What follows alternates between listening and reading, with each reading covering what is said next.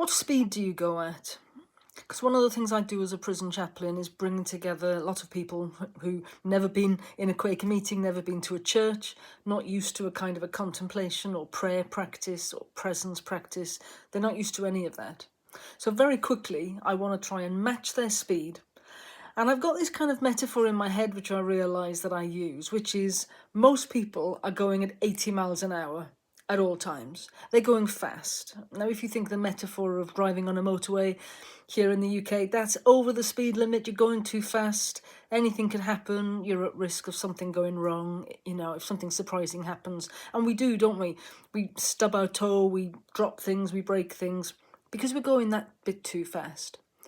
So as soon as people walk into the chapel and I begin this process of settling them down into a group, I get them down to 60 miles an hour. And I realise that in my metaphor, this is, you just breathe out, you just slow down a bit, and I start speaking a little bit more slowly. And as I look around the group, I can see already that they've just started to relax. Their shoulders drop a bit.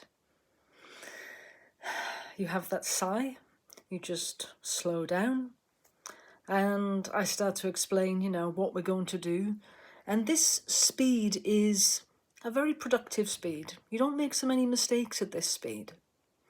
You're still productive, you still get on with stuff, but you don't drop so many things. You've got a chance to see what might go wrong.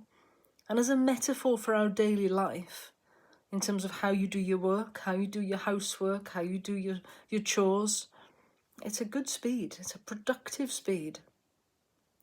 But of course, in a contemplation practice, I'm trying to slow down even further. And there's a practice in Quakers called worship sharing, which is very much a deep listening exercise. And for me, this is going perhaps at like 40 miles an hour, slower. And in this space, we really listen to each other and we leave space. We're not afraid of silence. We're not afraid of leaving space in between each contribution, listening deeply to what each person says.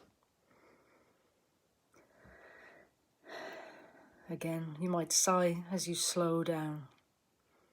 And then the final stage, which we may get into, is 20 miles an hour. And that is the really special place where you really can feel God's presence and you're aware of life. So try it.